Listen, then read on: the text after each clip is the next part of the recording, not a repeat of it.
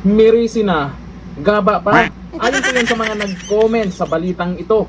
Dahil naman, kinasuhan ng plunder si Rap Recto. Nakala po natin na itong nakaraan, hindi siya pinansin o dinedma siya ni Junior.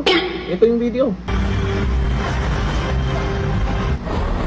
O ayan, napatanong po tayo, anong dahilan? Matapos yan, yung nag-viral na video na yan, nabalitaan po natin na sinampahan na siya ng kaso.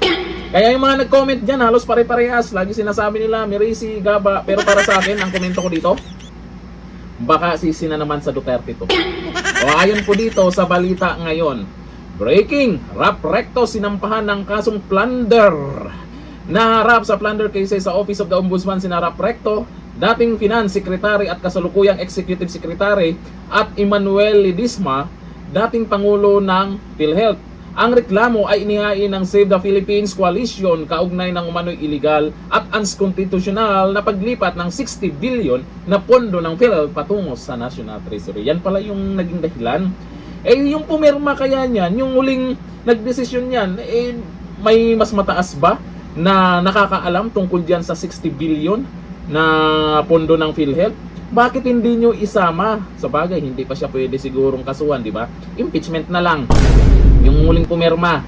Ito, si Recto. Kawawers. Kasi naman, itong tungkol sa pondo ng PhilHealth, ay may desisyon na rin po namang inilabas ang korte neto.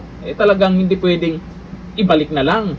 Kung mayroong mang paglabag, dapat talaga kasuhan.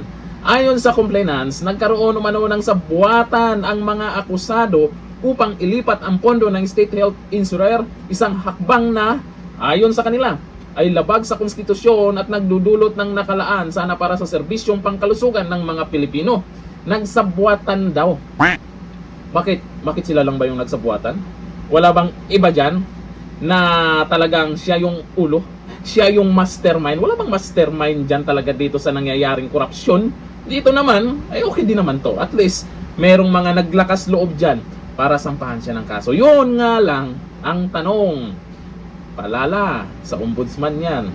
Ang tanong, may magandang resulta kaya itong ikinaso Rap Recto?